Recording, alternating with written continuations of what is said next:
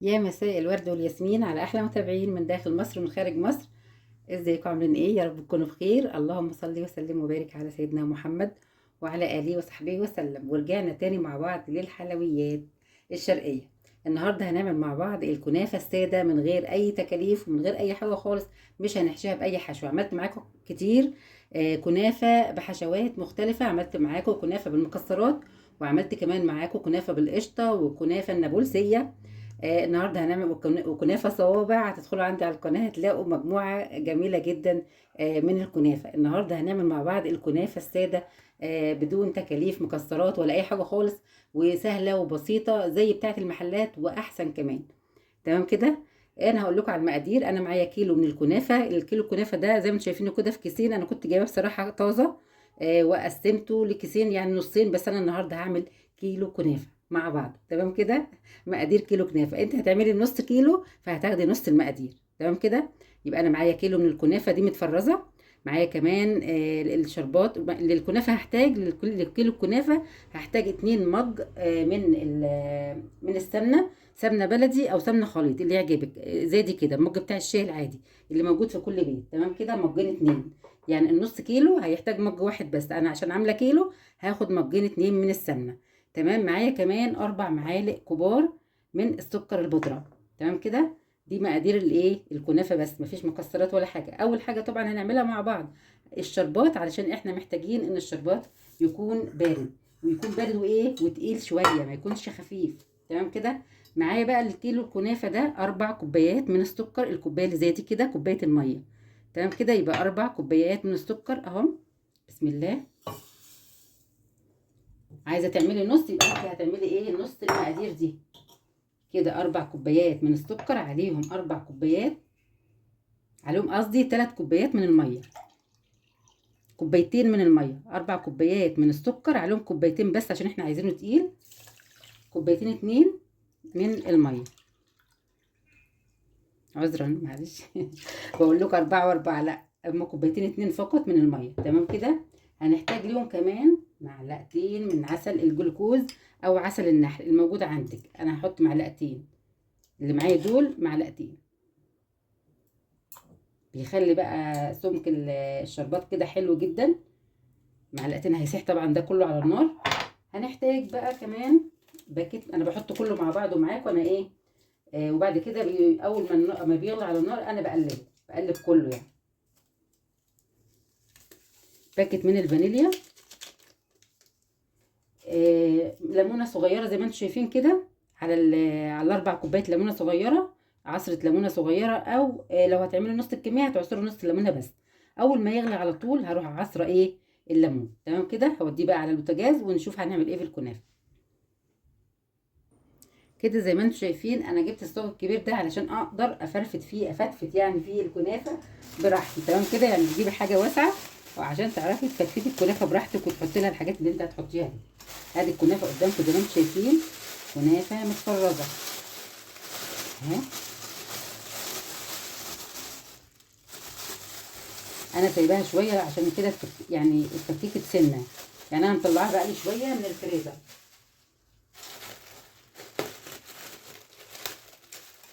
ممكن بقى لو انت جبتيها برده طازه تقعدي تقصقصيها بالمقص شويه.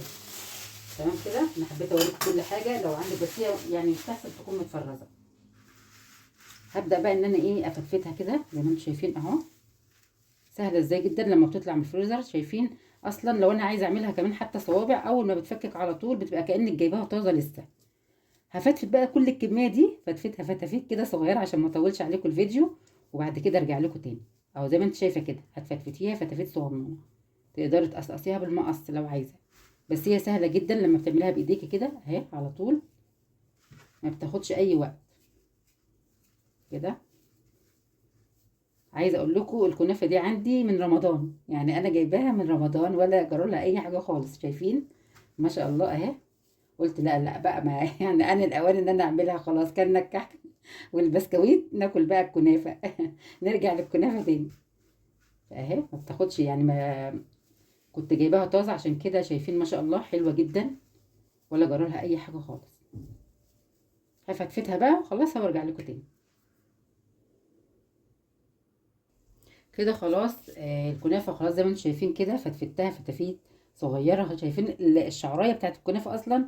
يعني هي بقالها مثلا دلوقتي داخله على شهر على فكره يا جماعه، شهر وزياده كمان.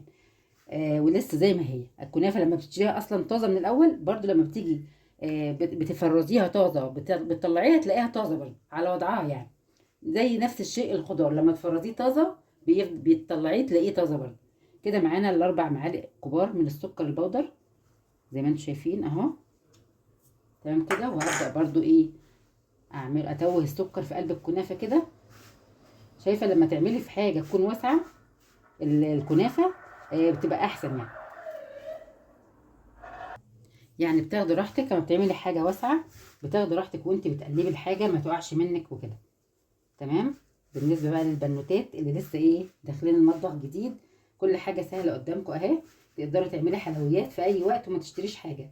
ان شاء الله لو هتعملي حتى ربع كيلو كنافه، يعني مش شرط تعملي نص، اعملي ربع كيلو على قدك يعني. حاجه بسيطه كده، جربي هتلاقيها ناجحه باذن الله. هتعملي ازيد وازيد وهتبهري الكل بشطارتك بقى في الحلويات كمان. كل حاجه بسيطه وسهله باذن الله. كده تمام. هنبدا بقى نضيف برضو السمنه.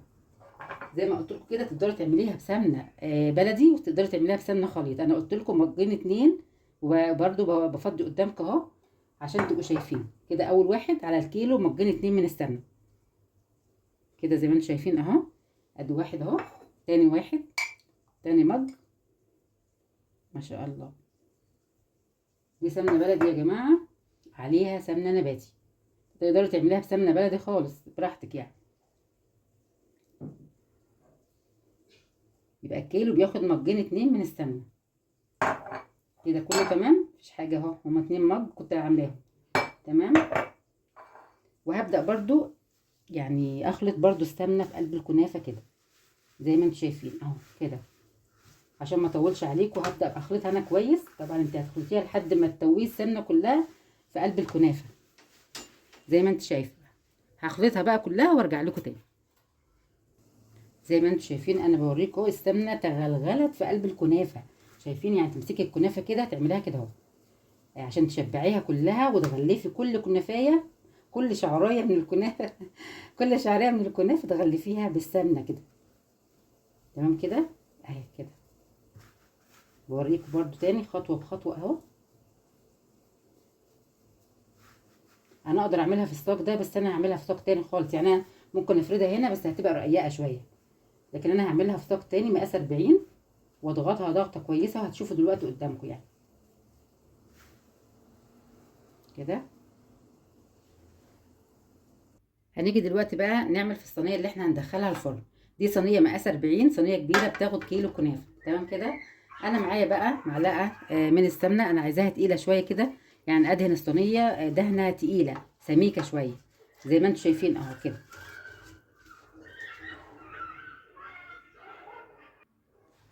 شايفين كده دهنها من كل الجوانب اهي، عشان هي هتبقى بقى ايه يعني ممكن تكون عاليه شويه. فانا عايزاها عاليه شويه. لو انت عايزاها بقى رقيقه وعندك عايزه تعمليها على صينيتين براحتك، يعني تقدري تعملي الكيلو ده على صينيتين. لكن انا عايزينها سميكه شويه فهعملها على صينيه واحده. الصينيه دي كبيره مقاس 40 زي ما قلت لكم كده. تمام كده كله تمام. هبدا بقى اجيب الكنافه بتاعتنا اهي اللي احنا عملناها بالسمنه، وابدا بقى ارصها زي ما انتم شايفين كده. بسم الله. الشربات طبعا زي ما قلت لكم كده هيقعد 10 دقايق على النار. الشربات 10 دقايق على النار عشان احنا عايزينه سميك، ولما يبرد ممكن تحطيه في التلاجة يبقى احسن واحسن. انا لسه هضغط الكنافه دي، يعني مش هتبقى الرقده كده بس. لو انت بقى عايزاها محشيه هتعملي نفس الخطوات، بس هتعملي نصها، النص تحت وفي النص الحشوه، وبعد كده تروح حاطه النص اللي فوق. لكن احنا النهارده هنعملها ساده وبسيطه خالص. تهزها كده عشان تبقى هشه، ونضغط.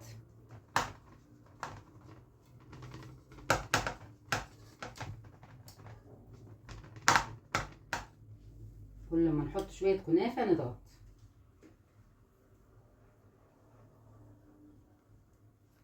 كده.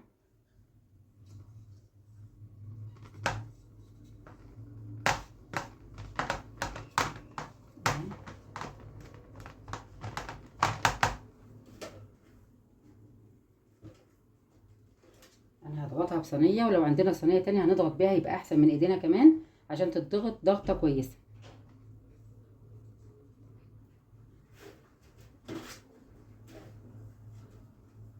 كده الكيلو الكنافه يا جماعه خلاص اخر اهو معايا، وهبدا بقى ايه اضغط الصينيه كويس اهو زي ما انتم شايفين كده. الصاج معايا خلاص اخر حاجه دي، عشان بقول لكم ان الصاج ده ياخد كيلو كنافه تمام كده. وهبدا بقى اضغط، نبدا بقى نضغط كده ضغط عليها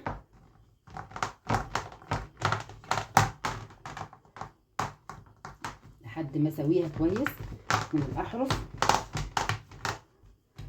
وهجيب حاجه حلوه جدا صينيه تانية برضو اضغط بيها كده زي ما انتم شايفين نظيفه اهي، وتضغطي بيها كويس. اهم حاجه يا جماعه الضغطه دي اهي.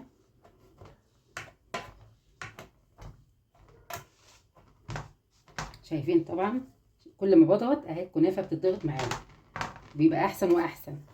تاني اهو كده اهي، وريت لكم كل حاجه. طبعا احنا قايدين فرن البوتاجاز على درجه حراره 180، هنحطها في الرف الاوسط تمام. هكمل ضغط برضو عليها بس عشان ما اطولش عليك، واضغطها كويس جدا وادخلها الفرن زي ما قلت لكم رف اوسط على درجه حراره 180. وتخلي بالك اول ما تحمر من الاطراف كده وما حمرتش من فوق من على الوش، هتروح قايده الشوايه بقى تاخد لون ونشوفها مع بعض. انتظرونا. يا جماعه زي ما انتم شايفين صينيه الكنافه العسل القمر دي طلعت معانا. شايفين الوش انا ما قلبتهاش ولا اي حاجه خالص.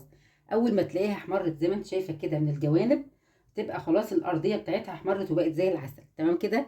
تبداي بقى لو ما احمرتش من فوق من على الوش تقيد الشوايه تاخد اللون الذهبي الجميل ده كده. الكنافه معانا سخنه والشربات بارد زي ما انتم شايفين. نبدا ننزل بقى ايه بالشربات كده ونسقيها بسم الله. نشبعها بقى كده شربات على حسب ما انتوا برضو بتحبوا تحبوها مسكره ولا ايه. لاحظوا برضو ان هي ايه احنا حاطين عليها 4 معالق من السكر البودر تمام كده. فعلى حسب ما تاخد معانا لان احنا ضاغطينها، فبتاخد برضو على بال ما ينزل الشربات الطبقه كلها لحد تحت، فهتاخد شربات برضو على فكره. وهسيبها بقى لحد ما تريح كده شويه واقلبها تمام كده. او عايزه اقطعها زي ما هي كده قطعيها زي ما هي براحتك يعني. هناخد برضو شويه شربات كمان. انا حطيت على الشربات معلقه صغيره كده من السمنه البلدي، بتدي بعد ما برد يعني او هو دافي كده حطيت له معلقه عشان يسيح في قلبها بيبقى طعمه جميل جدا. معلقه صغيره من السمنه البلدي او اي زبده موجوده عندك يعني. انزلي كده على الاحرف. انا ليه حبيت اسقيها في الصينيه بتاعتها عشان تاخد الشربات الاحرف كلها. اسقيها من الشربات زي ما انتم شايفين كده بس كده. كده خلاص تمام. هسيبها بقى لحد ما تهدى كده شويه لانها سخنه جدا، وبعد كده اقلبها واوريها لكم برضه. ما تنسوناش في اللايك والشير. بكده زي ما انتم شايفين انا قلبت خلاص صينيه الكنافه. هي لسه دافيه شويه، المفروض ان احنا نستنى لما تبرد خالص بس عشان بقى ايه مش صابرين. فقلبتها وحطيتها على غطا بس لان الصينيه كبيره شويه. وهبدا بقى اقطعها بسم الله اهي. بسم الله. تقطعيها بتقطيعه اللي هي تعجبك، ممكن تعمليها سمبوكسات. انا عايزه اوريها لكم بس.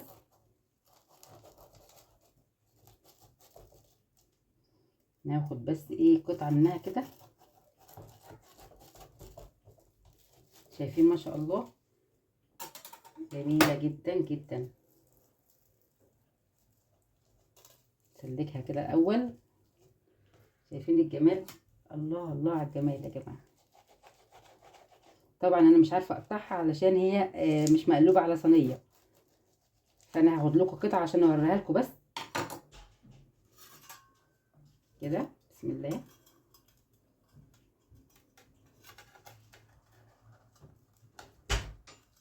طبعا شايفين الجمال بتاعها اهي. تحفه جدا. ناشفه من جوه وطريه كده، من قصدي ناشفه من بره وطريه من جوه وطعمها خيال صراحه. هدوقها بقى معاكم بسم الله ما شاء الله. الله على الجمال يا جماعه. تحفة، جميلة جدا جدا. جربوا الوصفة بإذن الله الكنافة هتعجبكم أحلى من بتاعة المحلات بكتير.